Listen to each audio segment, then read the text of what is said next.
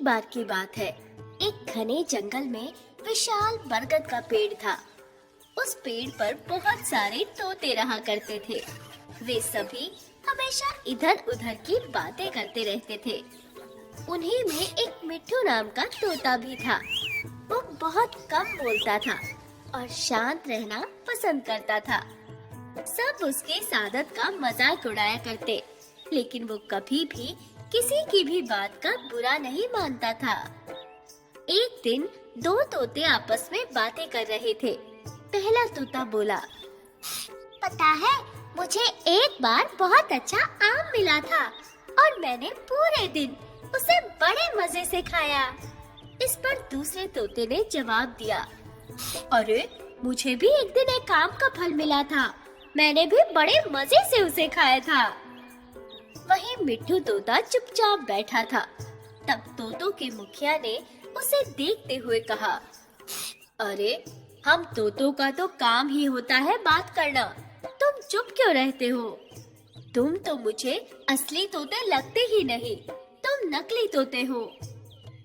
इस पर सभी तोते उसे नकली तोता कहकर बुलाने लगे, लेकिन मिट्ठू तोता फिर भी चुप था। फिर एक दिन रात में मुखिया की बीवी का हार चोरी हो गया और वो मुखिया के पास रोते हुए आई। उसने पूरी बात बताई। मुखिया की बीवी ने कहा, अरे, किसी ने मेरा हार चोरी कर लिया है और वो हमारे ही झुंड में से एक है। ये सुनकर मुखिया ने तुरंत सभा बुलाई और सभी तोते तुरंत सभा के लिए इकट्ठा हो गए। मुखिया ने कहा, मेरी बीवी का हार चोरी हो गया है और मेरी बीवी ने उस चोर को भागते हुए भी देखा है। वो चोर आप लोगों में से ही कोई एक है और उसने अपने मुंह को कपड़े से ढक कर रखा हुआ था, लेकिन उसकी चोंच बाहर दिख रही थी। उसकी चोंच लाल रंग की थी। ये सुनकर सभी हैरान हो गए और मुखिया की बात सुनकर अब पूरे झुंड की निगाह मिट्ठू तोते और हीरू नाम के एक दूसरे तोते पर थी, क्योंकि झुंड में केवल इन्हीं दोनों की चोंच लाल रंग की थी।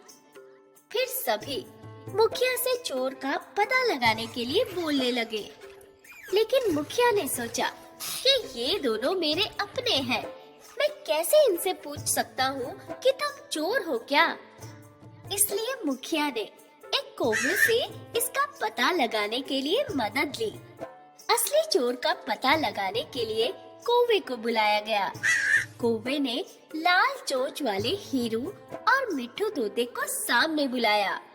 कौवे ने दोनों तोतों से पूछा, अरे, तुम दोनों चोरी के समय कहाँ थे?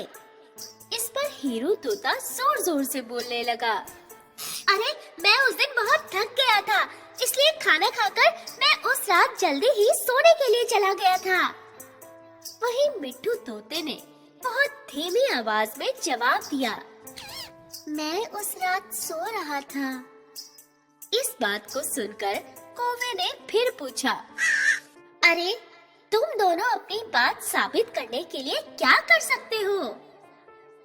इस पर हीरू तोता फिर बड़ी तेज आवाज में बोला, मैं उस रात सो रहा था, मेरे बारे में सब जानते हैं, ये चोरी मिट्ठू ने ही की होगी, इसीलिए वो इतना शांत होकर खड़ा है। मिट्ठू तोता चुपचाप खड़ा हुआ था। सभा में मौजूद सभी तोते चुपचाप ये सब देख रहे थे। मिट्ठू तोता फिर से धीमी आवाज में बोला, सच्ची में मैंने ये चोरी नहीं की है।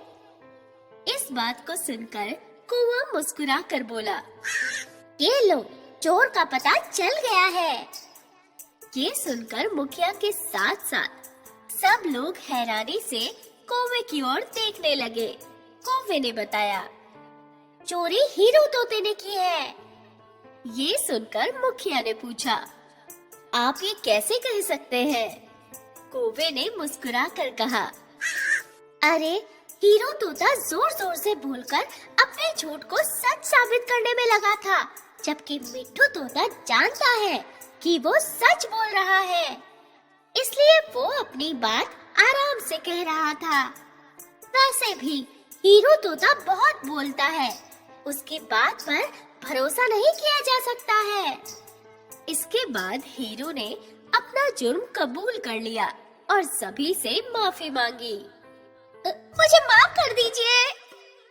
ये सुनकर सभी तोते हीरू तोते को कड़ी सजा देने की बात कहने लगे, लेकिन मिट्ठू तोते ने कहा, अरे मुखिया जी, हीरू तोते ने अपनी गलती मान ली है। उसने सबके सामने माफी भी मांग ली है। उससे पहली बार ये गलती हुई है, इसलिए उसे माफ किया जा सकता है। ये बात सुनने के बाद मुखिया ने हीरू तोते को माफ कर दिया और फिर कभी जीवन में उसने चोरी नहीं की और अब वो अच्छे दोस्त भी बन गए थे और साथ में खुशी खुशी रहने लगे।